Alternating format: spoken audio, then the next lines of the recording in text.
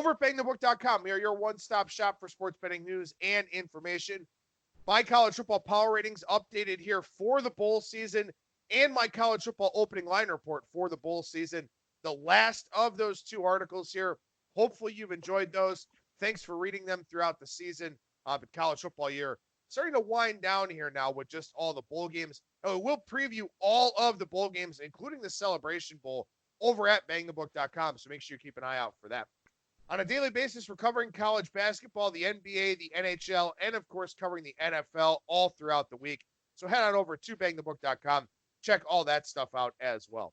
Finally, as you know, this and every edition of Bang the Book Radio, presented by our friends over at DSI Sportsbook. BTB and the number 200 is that promo code. 100% deposit match bonus for the Sportsbook. 100% deposit match bonus for the live casino at BetDSI. It's only a game until you bet it. One guest, two segments on today's show. That is professional handicapper Kyle Hunter from HunterSportsPicks.com. Kyle, how's it going today, man? It's going all right, man. It's Monday morning here, kind of dreary weather, not the nicest of days, but I'm looking forward to talking some college football and college basketball.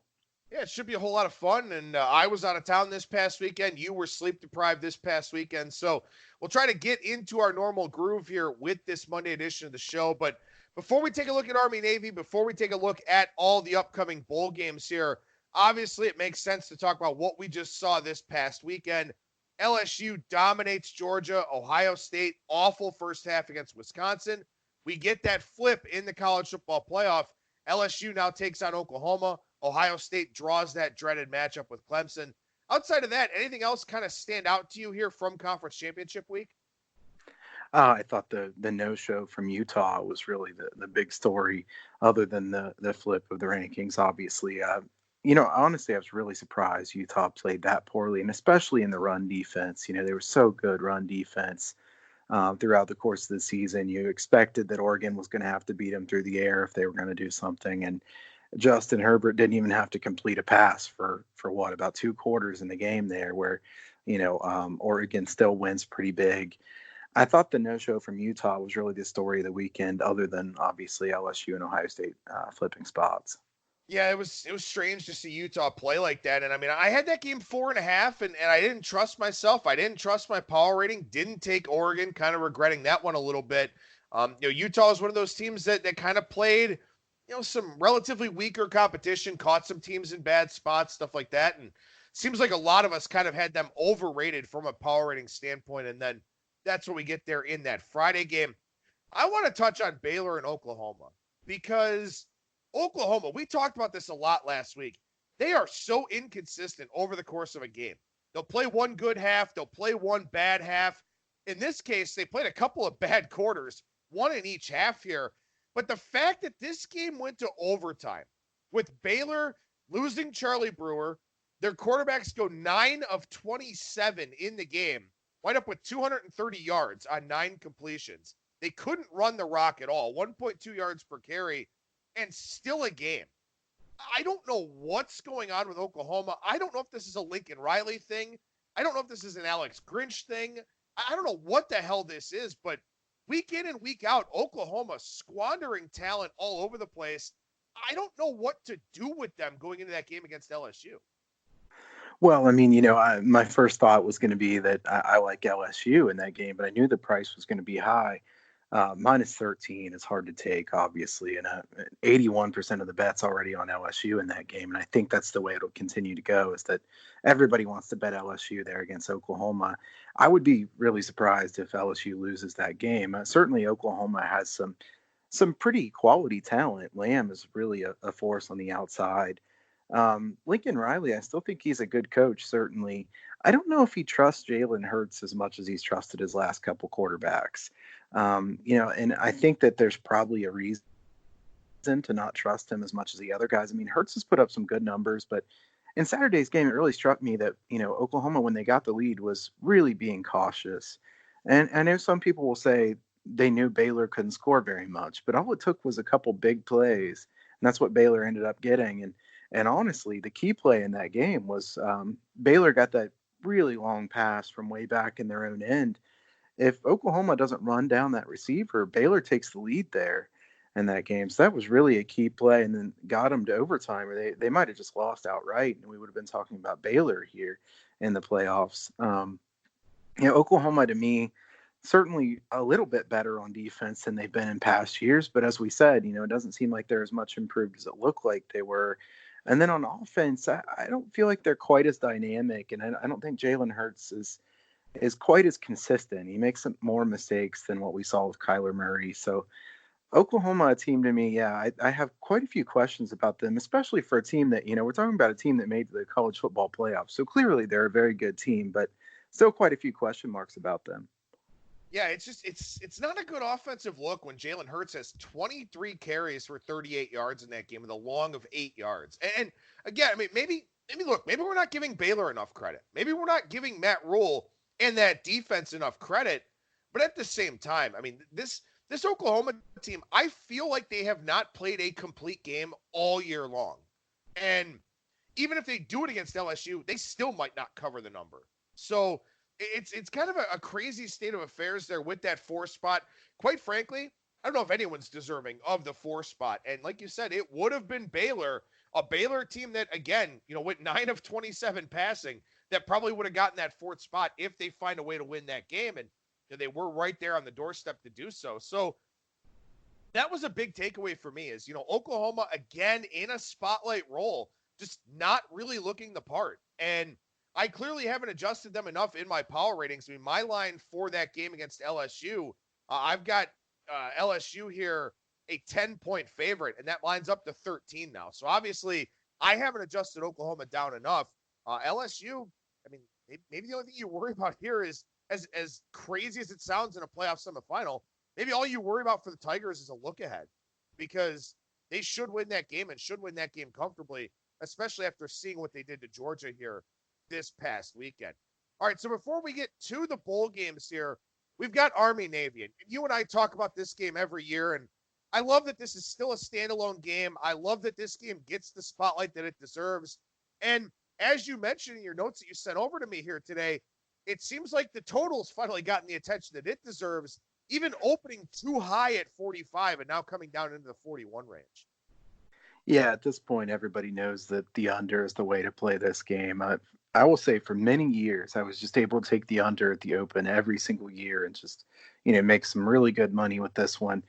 I've kind of been priced out yesterday. I wasn't even around paying attention to the lines coming out right as the 45 hit, or I would have taken that. And then, obviously been in great shape as far as even being able to find a middle, because I imagine this number will continue to go down. But at some point this total is going to be 36 or something ridiculous, because, I mean, it's just the secret's out on this one. The under wins every time these two teams play. But at some point, the price gets so low that I'm a little bit worried to take the under. So I usually, like last year, I stayed off. I'll probably just stay away this year. But, certainly my lean is the under in this game. I will say, as I look at this game, though, Army's been disappointing. They're 5-7 on the year. They want nothing more than to finish with a win here. This is a huge game for both teams. I'm not saying Navy will overlook this game, certainly. Navy's going to a bowl game. Army's 5-7.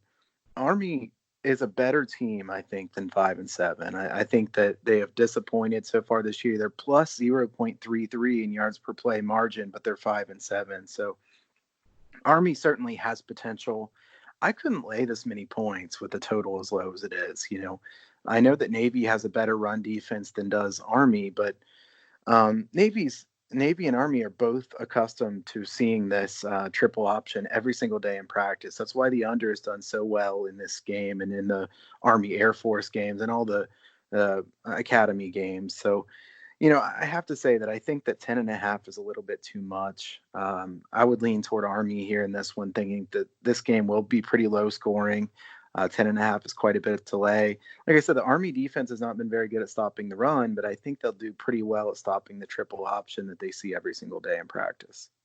This is going to be one where I think I'm actually going to lay the lumber with Navy here. I think I have to take the middies in this spot. Triple revenge for them. They've lost this game 3 years in a row after winning it every year from 2002 to 2015.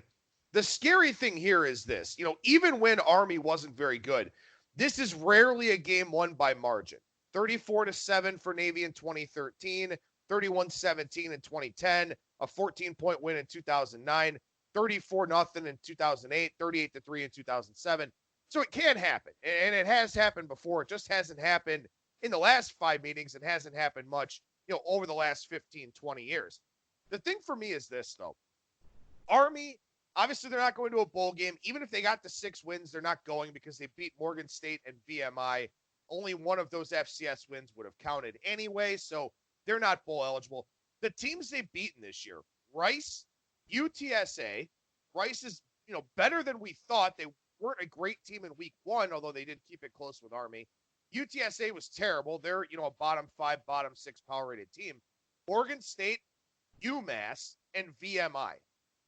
Navy's a damn good team this year. And Army really did underachieve, as you mentioned. I mean, I had Army in line for 9 or 10 wins going through my season win totals over the summer. Obviously, they're nowhere close to that. They have not been a very good team this year. This is a chance for Navy to kind of step on them a little bit if they're given that opportunity. And I think there's a good chance that they are given that opportunity. So even though it's very scary to lay 10.5 here, and my pure power rating number actually up in the 14.5 range, I think I've got to do it. I think I have to take a stab with Navy here because they are just head and shoulders the better team. And again, they've got that triple revenge with a chance to really get one back. I mean, I can't disagree with a lot of what you said. I still lean toward Army. So I'll at least lean against what you're thinking here in this one. Usually we are along the same line, so I guess we go heads up in this one a little bit. I don't know that I'll bet this one, but it's one that I'm interested in watching the game more than I am in betting it. I'd rather just play the under, but I wish the number would be higher. So to me, I think Navy's a very good team. It's been hard to adjust them up enough. They're 8-3 ATS. The thing that I was a little bit slow to react to on Navy is that I didn't think their defense was as good as what they were playing, and they really continued to play pretty well on defense. They had a couple bad games, but 17th in the nation in run defense surprised me quite a bit for Navy. So Navy certainly had a really good season. I think Army's a little bit better than what they look like, and I just lean plus the points basically on a principle of knowing how low scoring these games usually are and that they're going to run the ball every time and take all kinds of clock. So I could understand the point of thinking that Navy has revenge here and they're clearly the better team. I just think that it's a pretty big line considering the total.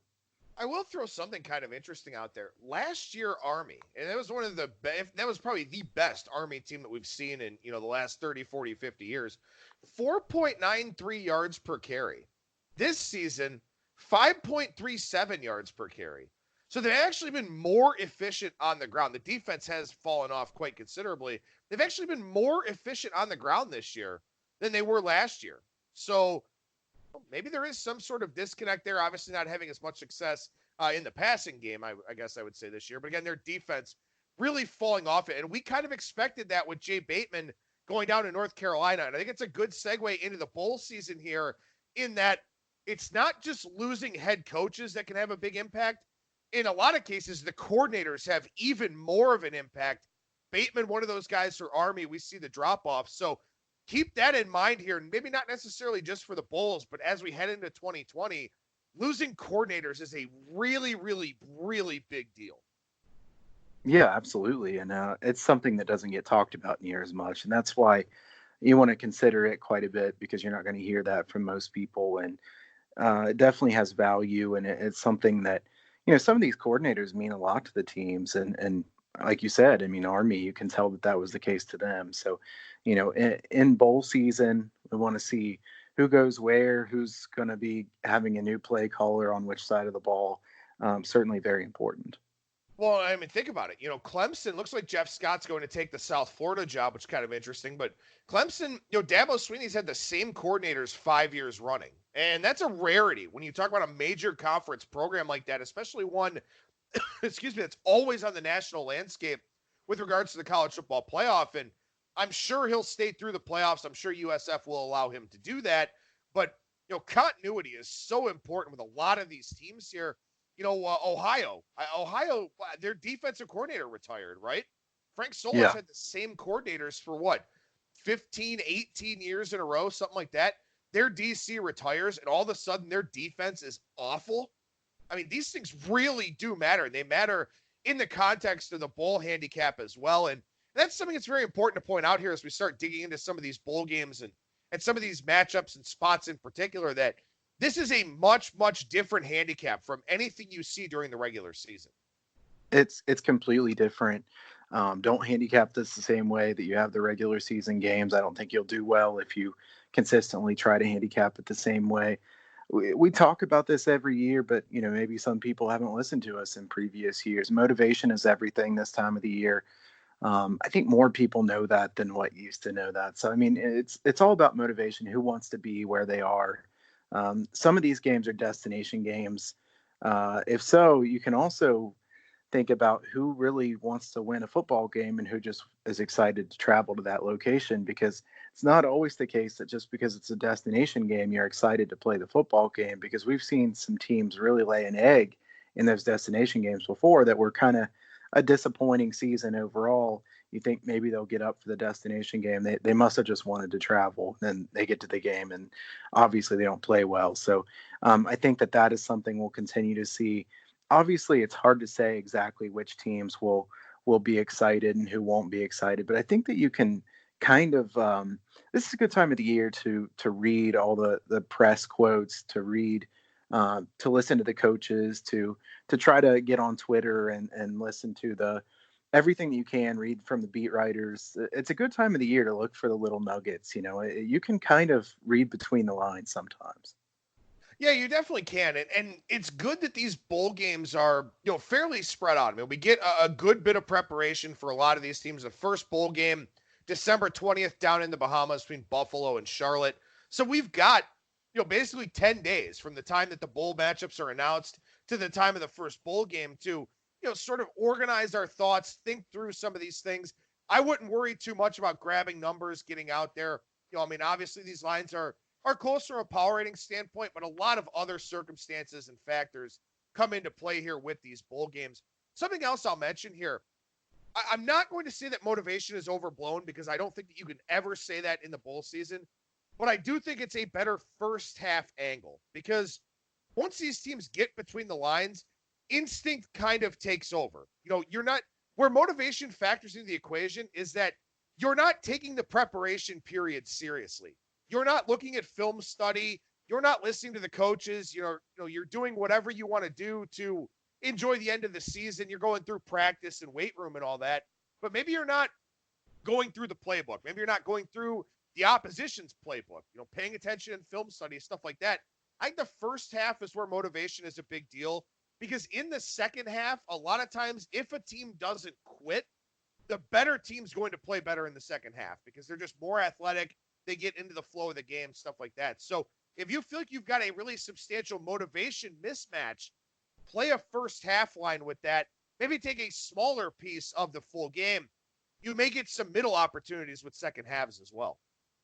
Yeah, and that's especially true if you think that you have a motivation edge, but they're not the better team. Like you said, sometimes the better team shows up in the second half. Sometimes the better team might be the more motivated team. So if that's the case, then maybe it's a little bit better to take the full game, or it's safe to take the full game. I do agree with you that sometimes motivation, there's a big edge on one side, and actually they're the team that's clearly the weaker team. Sometimes they jump out to a lead or they're tied at halftime and then they're just blown away in the second half just because they're not good enough. Maybe they're really up for the game, but they're not nearly as good as the other team. So I think that when you think you have the weaker team with a big motivational edge, I think a first half is a perfect angle for that. Well, and you think about it, we look at one example here specifically, the Frisco Bowl between Kent State and Utah State. Kent State last bowl game 2012, third bowl game in program history. So everyone's sitting there thinking, oh man, this team's got to be so motivated. They got to be so jacked up to go to this bowl game. What happens with the line? It goes from Kent State +8 to Kent State +9.5. Maybe it's a fate of the MAC. Maybe it's a buy of, what's going on with Utah State's offense and the fact that we're finally going to get probably a healthier Jordan Love at this point in time. But that's the thing. Kent State, they have every reason to be motivated. Yeah, they do. But there's a reason that line went from 8 to 9.5. Maybe it's a little bit of a setup. You'll get a lot of those here in the bowl season. But keep that in mind too, that it's not always just about these teams. For better or worse, it's about their conferences too. And the MAC is awful in bowl games. And that's part of the equation here with this line move. Yeah, a quick vent from me is that I really wanted to go against a lot of MAC teams in this bowl season. And as it stacks up, their opponents, the prices we see, I find it hard to do that, and this one, really, Utah State's a team I'd rather fade too. I'm not excited to back a Utah State team that I don't think is very well coached. And, they were disappointing this year on offense. Jordan Love doesn't have enough help around him. Play calling's been a bit of a problem for them. I don't want to bet Kent, but I hate to lay this many points with Utah State either. So, I think that there's going to be people wanting to fade the MAC, and I can't blame them at all. Like I said, I think it's a little bit tougher to fade the MAC than what I really wanted it to be. Well, and that's something else here too. You mentioned in the notes here that the shorter travel, possible home field advantage. These are always interesting things too. We take a look, for example, at Central Michigan and San Diego State in the New Mexico Bowl. Long trip for Central Michigan, but they just lost the MAC title game. They don't want to finish the season with back-to-back losses. Jim McElwain, pretty good head coach. Rocky Long's Aztecs, not a great team. I think they were kind of disappointing by a lot of accounts this year. They're going to Albuquerque. They play in Albuquerque because New Mexico is within their conference. Now, they don't go there all the time, but, still, it's one of those things where you're going somewhere you've already gone. It's a closer, shorter travel. You're more familiar with the environment and the venue. Also, how excited are you to go there? That's what's difficult about the bowl season, is that we can't quantify that. We're just kind of making educated guesses based on, history or just what we know about those two teams or those specific coaches. Yep. And Rocky Long going back to New Mexico. This is an interesting game. I will say that San Diego State's a team I wanted to fade too. So here we are in the same position. San Diego State usually has a really hard time scoring points. I mean, this is a team that, as I've said before, is basically set up as the best under team you could ever get. They can barely throw a forward pass. Usually they can't run very well. Washington's not healthy. They still have a good defense. They're going to play good defense. Central Michigan's been a good story this year. They lose that MAC title game. I can't lay 4.5 points with San Diego State. I think this will probably be a low-scoring, close game. So San Diego State has the advantage as far as playing closer to home. I would think Central Michigan would be up for this game. I'd want to play an under, but I see BetOnline has 40.5, and I don't think I can take under 40.5. But again, it depends on the matchup too. You can want to fade a team or back a team, but certainly is matchup dependent. Well, and it's one of those things too. A lot of people have trouble with that Rocky Long 3.35 at San Diego State, but Jim McElwain was the head coach at Colorado State. So, he planned for it. It was a while ago, and obviously with different personnel, but he's at least more familiar with it than most of the teams that would go into a game against San Diego State. So what does that mean to you in this whole handicapping process? Because he doesn't see it all the time anymore. Does he still have some of that data? Does he still have, some of his game plans? Does he still hold on to that stuff? At least, again, he has a frame of reference against that 3.35. And there's always these little storylines to these bowl games. You always have some little thing, a coach going back somewhere, a coach facing a former coordinator or a GA or something like that. You always get these little things, whether they're by design or not. I'm not entirely sure, but that's one of those games where there is a lot that goes into that handicap, including something like the shorter travel, the home field advantage type of thing. I will say this, as I was going through and putting my numbers together this morning, the biggest home field short travel addition I made to a line was 1.5. And I gave that to Wyoming taking on Georgia State in the Arizona Bowl in Tucson, because again, it's closer to Wyoming. It's something that they're a little bit more accustomed to than Georgia State would be. But overall, I mean, I maybe gave a point here, a point there, nothing more than that in terms of the lines that I put together.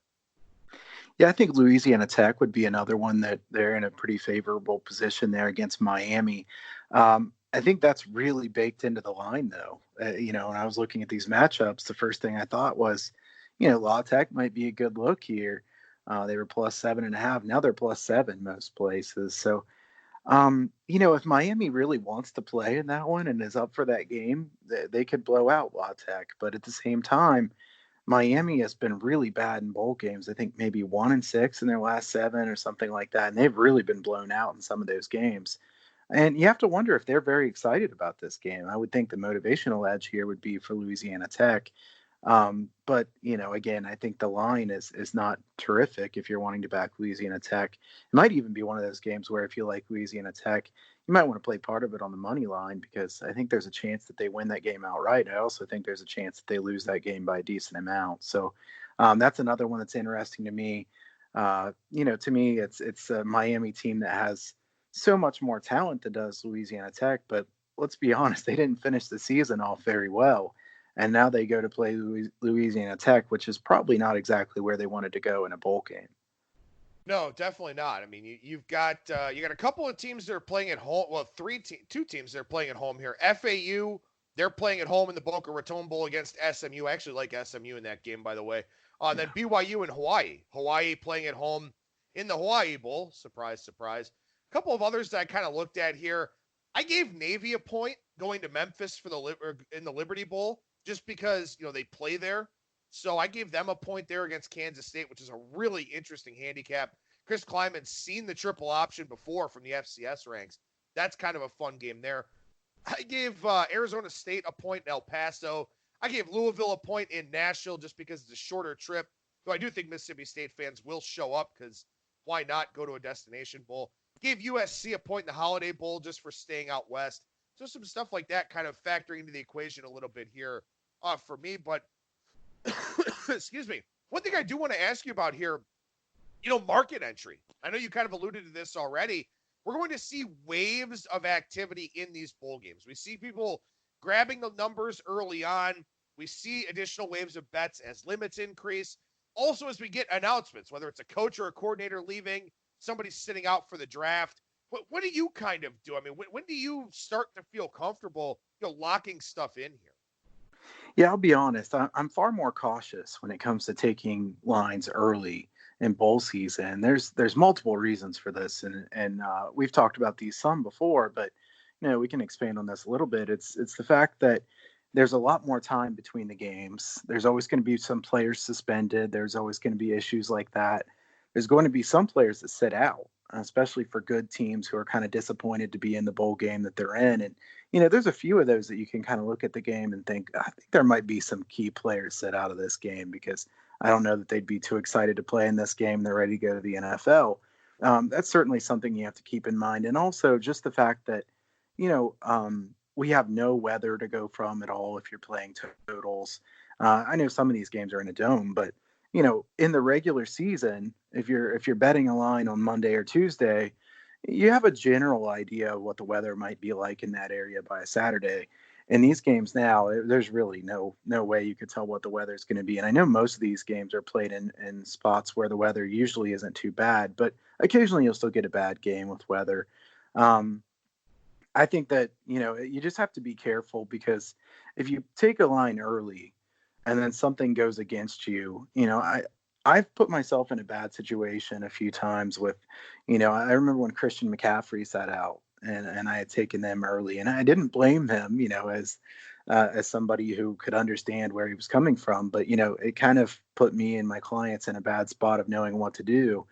I'm definitely more cautious with grabbing them early on. In the regular season, I like playing lines as early as I can, consistently beat the closing line.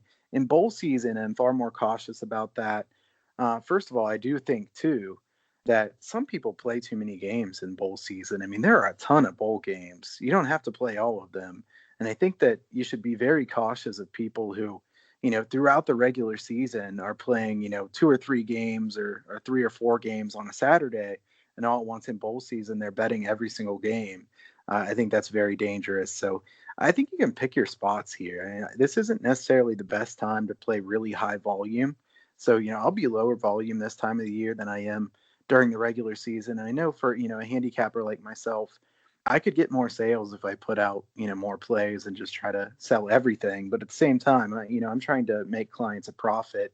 And I don't really think the best strategy is to just put up a play for every game.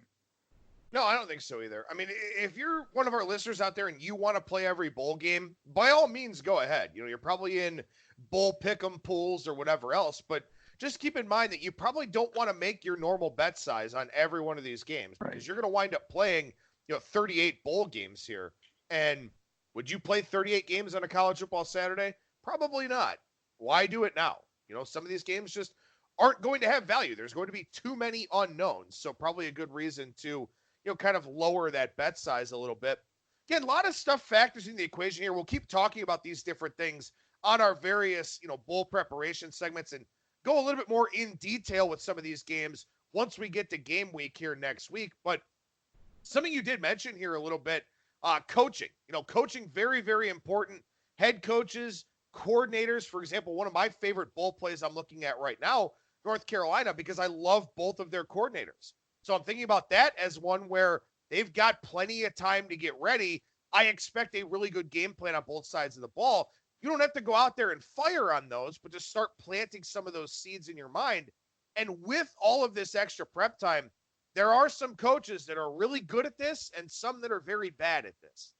Yeah, it's this is the time of the year where there's an increased emphasis on coaching. And like you said, it's head coaching, it's coordinators, it's all of the above. Some of these guys have proven that they're good at this, and others have proven that they're not. I don't think it should surprise anybody that Dabo Swinney is 10-4 ATS in bowl games. He's proven himself to be very good at this. Kyle Whittingham. And the thing with, sorry to interrupt, but the thing with Dabo Swinney, you talk about some of these guys and like maybe they're playing, MAC teams or maybe they're playing lower conference teams. Right. Dabo's really good against elite competition.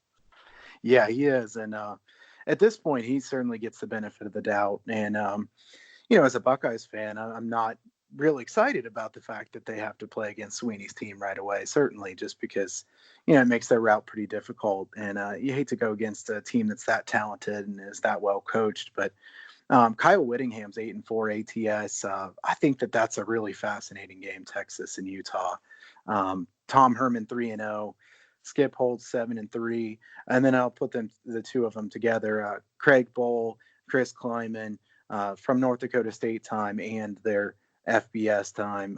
Obviously, Kleiman is all at North Dakota State, but 9-3 ATS and 11-5-1 ATS. And I was also wondering if you caught my thing that I put in the notes where I put Craig Bowl and spelled it with a W instead of an H. I did see that. And you know what, too, man? I mean, that's the thing is that you look at the team that he's got this year and all the close games that they won and they get through the Chambers injury. That dude can coach, man. He's good. It's not a sexy brand of football. It's very boring. It would fit well somewhere at like Boston College. I don't know if he'll be a candidate for that job, but that dude can coach. Again, it's not, 2019, reinventing the wheel on offense or defense, but that dude's just solid. Absolutely. And you think about the fact that North Dakota State has won so many games in FCS the last few years. They've had some really good coaches, and I think those coaches have really proven themselves this year. Both of those teams, Wyoming and Kansas State, teams that really overperformed this year. I don't think anybody thought they'd be as good as they were. I think that has a lot to do with the head coaching, and those guys were just excellent there. So I would think that they'll continue to be good in bowl games, honestly. Give them that much time to prep. They've proven that they're good at it. So I don't see any reason to think that will change. I will say here's a few bad bowl coaches. Rod Carey has to be at the top of the list. You have to say him first. 0-6 ATS. And let's be honest, if you remember Rod Carey's time in Northern Illinois, they're not just barely failing to cover. I mean, they were just getting blown out. I mean, they are just getting clocked. This is a team that was really not prepared well for bowl games at all. I'd be very scared to back Rod Carey coach team. It's just a team that, he has not proven he can get ready for this. Maybe he will this year, maybe he will one of these years coming up, but I don't want to bet on it. He's proven that he's been bad at this, so I don't want to bet on it. Mike Leach is 2-7 ATS. I think that would surprise some people because, clearly Leach is a good coach in general, but in bowl games, he hasn't been very good. So certainly something to keep in mind. Brian Kelly, 3-8 ATS. I know that a lot of people have differing opinions of Brian Kelly, so I won't say too much about Brian Kelly, but 3-8 ATS are not very good in bowl games. Clay Helton, 0-3 ATS in bowl games. And as you were mentioning the USC and Iowa game, I was kind of thinking in my mind. So maybe you add a point to USC for the fact that they're closer to home, and take away a point for the fact that they're coached by Clay Helton. Yeah, no, that's very fair. That is definitely, especially recruiting is taking a hit now with Helton sticking around. I mean, the recruiting class for next year already wasn't very good. Now their long-term prospects not very good. It's not a great setup right now at USC with Clay Helton. And Mike Leach, 2-7 ATS as you mentioned, and he's got to prep for the Air Force option, which is a really interesting game too. One that we'll talk about as we get closer to that one. But one other thing I want to mention here, and then we'll take a quick look at a couple of the bowl games that kind of stand out. Something you said over here in the notes, I guess, is very, very important. So maybe listen back to this twice. Maybe I'll repeat it again. But you've got a good note here about the public and what they mean during the bowl season. Yeah, I think that in general, just fading the public is probably an overrated strategy. And that's why I try not to talk about it too much on here. I know some guys think that you shouldn't pay any attention to what the public's doing, but I think there are some times of the year where it can be profitable. Bowl season has proven to be one of those times. Fading the public has been a great strategy. Taking teams receiving 40% or less of the bets, you would have gone 158 and 107 ATS. That's 59.6% since 2005. Fading the public is really been a good strategy in bowl season. I think that makes a lot of sense. I think that'll probably continue to be true. You have a lot of the public that's not terribly educated on, what to do with betting bowl season. So it's almost like you can take advantage of the public not being terribly educated on these. And a lot of people who don't necessarily bet college football throughout the course of the season that don't know that much about these teams are just kind of go for the name brand team or the team that's the favorite or, whatever their buddy says. It's not going to be, I think there'll be a lot more people making bets on games that is not, statistical based bet. It's not a modeling thing. It's something that they want to have action on the game. And usually those guys don't do very well. Yeah, that's an excellent point, and the numbers back it up. I mean, hey, 60% in bowl season would be a whole hell of a lot of fun year in and year out. So hopefully we're able to isolate and find some of those games here. Like I said, we'll mention a few of these games. There's a lot of games that we could talk about, and we will talk about all of them here on the shows as we go throughout the bowl season. But, it's kind of funny. You and I had a similar conversation here this morning to what Brad Powers said on Thursday's show last week. He said, I'm betting Washington in the bowl game. I'm going to bet on Chris Peterson. The head coach, Jimmy Lake, is already there, the current defensive coordinator.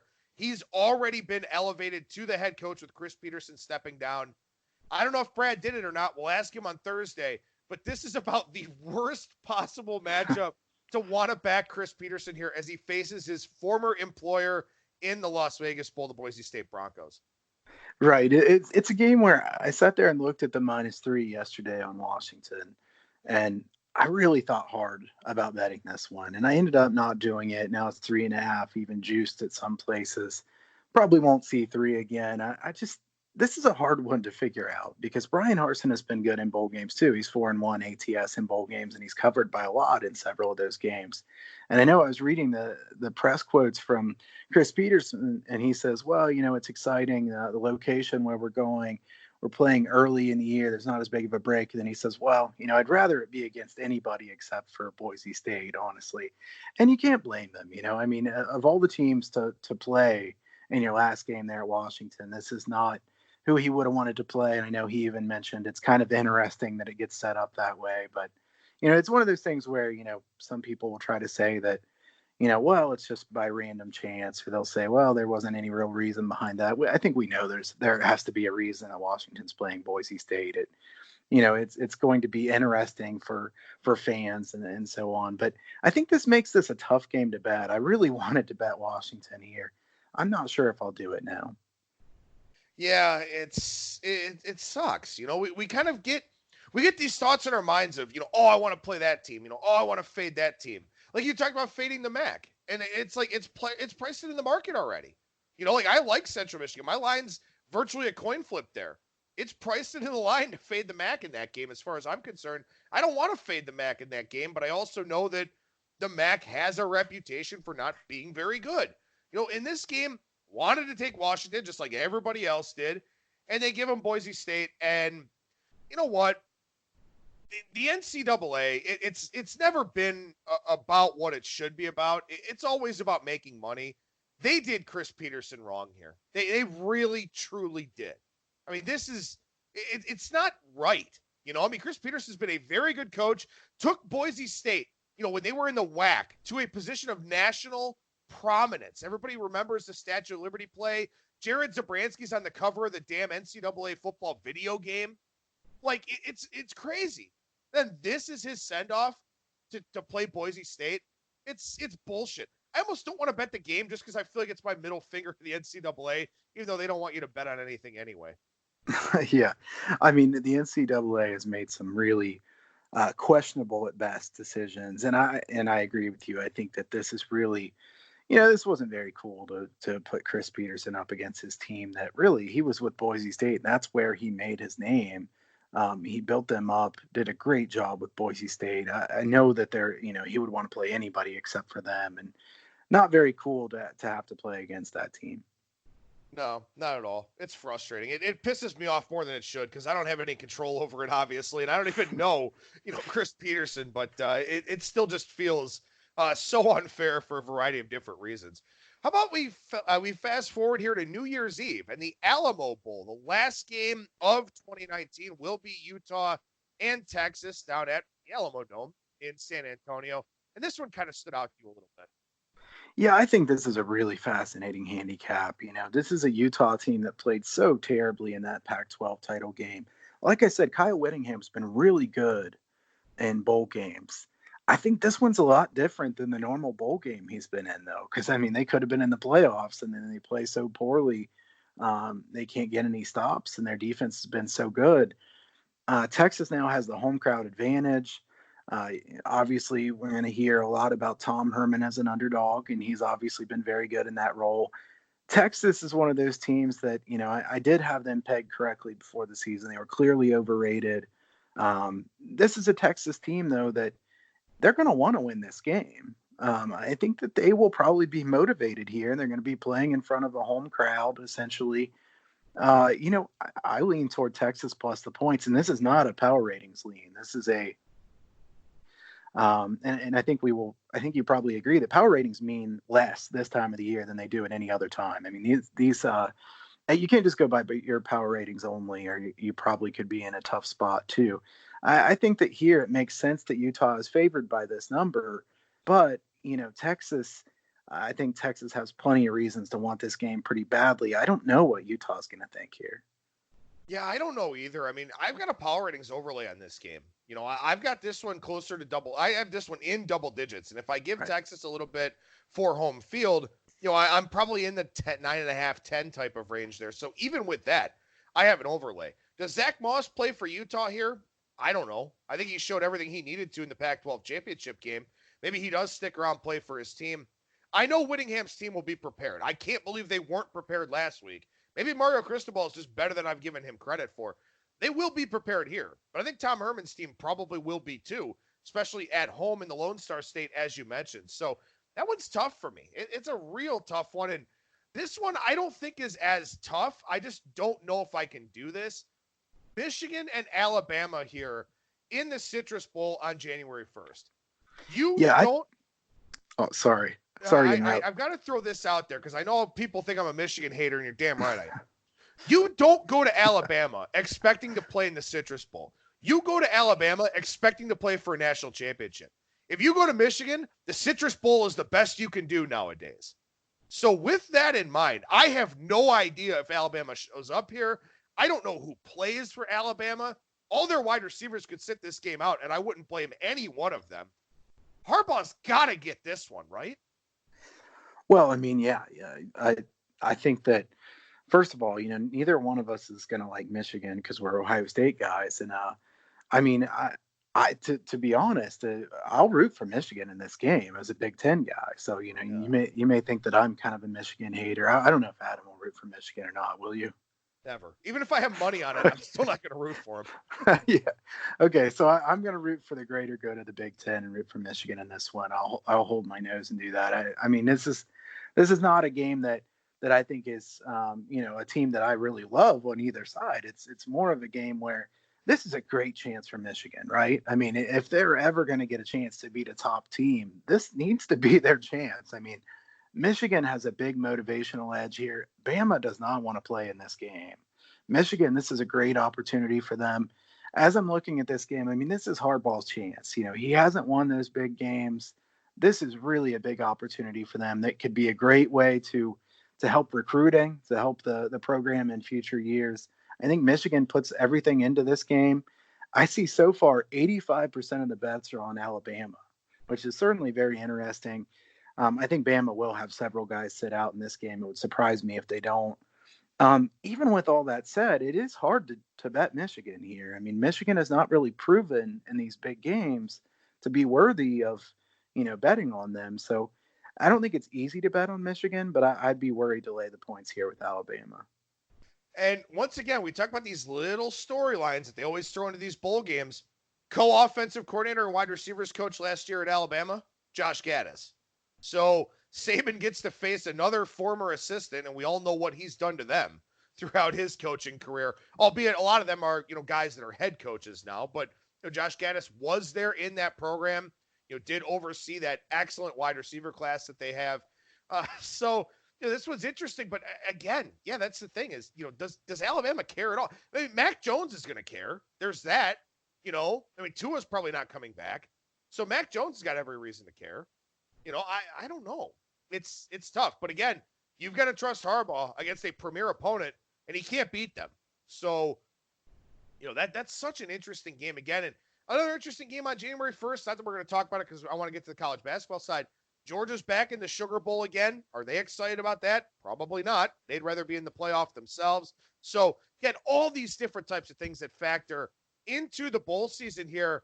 And something cool. You can find Kyle over at huntersportspicks.com, but he's also going to have a lot of free bowl game information for you over at his new venture, bettersportspicks.com. Better ER, not OR, like all of us are sports bettors, but getting better sports picks over there. Tell us about what you got going on over there right now, man. Yeah, in addition to Hunter Sports Picks, I'm going to have bettersportspicks.com, which will be kind of a unique site, a different site where I'll be posting more stuff for free. It's going to be a site where I post a lot of free information. I post systems, leans on plays that I didn't make, but came close to making the cut for me. It's something that I know a lot of bettors have asked about quite a bit. And the website name is somewhat too, because I want to make other people better at betting sports. We're saying better so much that it's getting a little bit confusing, but bettersportspicks.com. A good way to go over there is sign up for the free members area. And you can go to bettersportspicks.com, sign up for the free members area. I'll be posting a lot of my thoughts and leans through the bowl season, bowl systems, etc. Some of the coaching numbers that I've quoted here. Again, that's a free sign up, and you can get that information over there at bettersportspicks.com. Every resource is important, so make sure you use that to your advantage over there. Kyle does a great job with all the stuff that he puts out, and certainly hoping for the best for you there with that bettersportspicks.com website. And again, you can still find him over at huntersportspicks.com. So if you've got a subscription or something like that, he's not going anywhere. He's still over there at Hunter Sports Picks, but the Better Sports Picks site, a new addition. And of course, as always, you can follow him on Twitter at Kyle Hunter Picks.